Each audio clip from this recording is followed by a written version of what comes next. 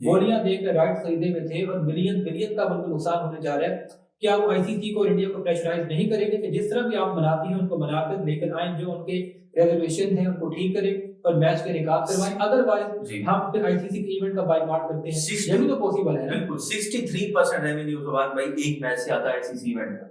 63%। ऐसे ही आपने आईसीसी की प्रेस रिलीज देखी है जो बल्कि मैं गवर्नमेंट की अनाउंसमेंट के बाद आई है, आपकी बात को उसमें मेंशन किया गया कि इकोनॉमी बचाओ, बाकी लोगों की भी अपने भी। बिल्कुल मैं सिर्फ एक मैच पे डिपेंड करती है। आपकी बात को आगे बढ़ाते जी। चलूं, 63% रेवेन्यू की आपने ठीक कहा। जी मैं बल्कि ये आदाब-ओ-शुमार देख रहा था कि 2022 में जो टी20 वर्ल्ड कप था, इससे पहले माजी में रुझान ये था कि एक 10 सेकंड का कमर्शियल ऐड जो पाकिस्तान इंडिया मैच के दरमियान चलते हैं, उसकी जो वैल्यू है आप खुद अंदाजा लगा रहे $18,000 पे वो चल रहा था, उसके जो बाद कि 22,000 बढ़कर बिल्कुल 22 के वर्ल्ड कप में वो $22,000 के ऊपर 10 सेकंड का एक कमर्शियल ऐड मिला। ऐसे ही। और आईसीसी चैंपियंस ट्रॉफी के अंदर तो $45,000 पर गया है पर 10 पर सेकंड 10 सेकंड। और वो मजे के ब्रॉडकास्टर सुभान भाई कौन है? वो इंडियंस है सारे। इंडियन थे। मैच इंडिया का इस टाइम जो जो इंडिया को और नुकसान हुआ आईसीसी ना, की मजे की बात यह है कि जो स्पॉन्सरशिप है, अली आप यकीनन इस बात से आगाह हैं कि रिलायंस ग्रुप के पास उसकी जियो हॉटस्टार के पास है, जी। जो सारे ब्रॉडकास्टर इंडियंस हैं और टोटल सारे। अगली बात यह है कि सबसे बड़ी बात ये कि इंडिया में जिनकी गवर्नमेंट है बीजेपी, उनका जो सबसे बड़ा स्पॉन्सर है वो भी रिलायंस ग्रुप है। एक तरफ अब वहां से उनकी इजारादारी है पॉलिटिक्स में, दूसरी तरफ उनके स्टेक्स और उनका जो सारा बिजनेस का इकोनॉमी का मॉडल है रिलायंस जिसके ऊपर वो खड़ा हुआ है, वो अगर इंडिया को झुकने पे मजबूर कर दे कि हमने इतनी बड़ी बोली देकर यहाँ से ये खरीदे थे राइट्स मीडिया के, अगर इवेंट में पाकिस्तान इंडिया का मैच ही नहीं हुआ तो खसारा ही खसारा है, फिर तो कंपनी को प्रॉफिट कहाँ से लेगी, अखराजात ही नहीं पूरे होंगे। सुभान भाई एक बात क्लियर है, जी। अब जो कुछ होगा बराबरी की बुनियाद पे होगा, ये बात उनको क्लियर हो गई है। अच्छा अब एक दो चीजें अवाम उनके खिलाफ हो रही है जी। वो कह रहे थे वो शर्म करो, तुम 10 महीने पहले तुम बोल रहे थे कि पाकिस्तान का बाइकआउट करो और पाकिस्तान ने उल्टा बाइकआउट कर दिया, शर्म करो, तुम्हें फिर भी शर्म नहीं। अवाम खिलाफ हो रही है, इकोनॉमी उनकी पीसी से बिल्कुल। बेशक आईपीएल बहुत बड़ा है लेकिन टैक्स तो पड़ेगा, और सिर्फ इंडिया को भी पड़ेगा। इस मैच से सारे बोर्ड्स को हिस्सा जाता है सबको।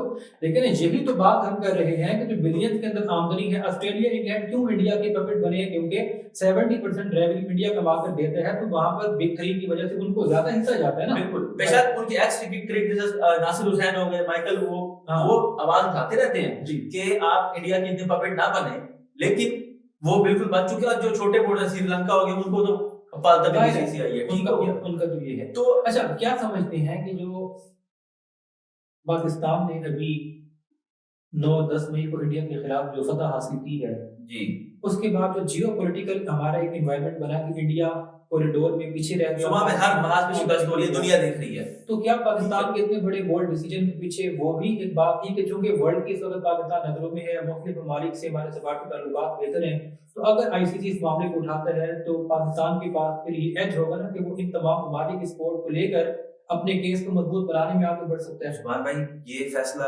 ऐसे बैठ के जो मेज पे नहीं ले लिया गया कि हम मैच नहीं खेलेंगे, तमाम नुकसानों को मद्देनजर रख के ये फैसला किया गया हमारे साथ क्या हो सकता है क्या नहीं हो सकता।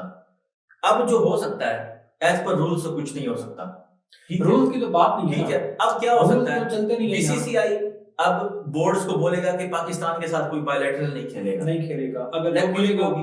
अच्छा ये और हम उसके लिए भी तैयार हैं। उसकी वजह कॉन्फिडेंस की वजह ये है कि जो हमारी पीएसएल की 2 टीमें जो बहुत अच्छे पैसों में वो सोल्ड हुई हैं, 185 175, तो उससे हमें कॉन्फिडेंस आया कि हम सरवाइव कर सकते हैं। तो अब उन पे एनओसी का प्रेशर दूसरे बोर्ड्स पे आएगा, ये हो सकता है। लेकिन यहाँ पे पहले से पता है, यहाँ पर 2 बातें और भी है।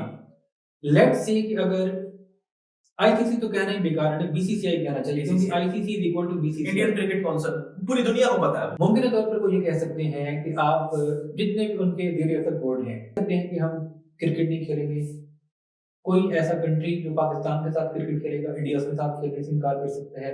बिल्कुल, आईसीसी एनओसी के ऊपर इशू लगा सकता है कि उनके बोर्ड को कहे कि आपने पीएसएल के लिए एनओसी नहीं दे रहा, ठीक है, तो 2 नई टीमों के आने से हमें पीएसएल के ऊपर ये एक फील आई है, लेकिन अगर गैर मुल्की खिलाड़ी पीएसएल का बाइकआउट कर देंगे तो फिर क्या समझते हैं कि हमारे लोकल स्टार लोकल प्लेयर्स में उतनी जान है कि वो सिर्फ बांग्लादेश को अपने साथ मिलाकर बांग्लादेशी खिलाड़ियों के साथ मिलकर पीएसएल का वो जो एक अम्ब्रेला है, वो जो एक उसका ब्रांड बन चुका है, उसको मेंटेन कर पाएंगे।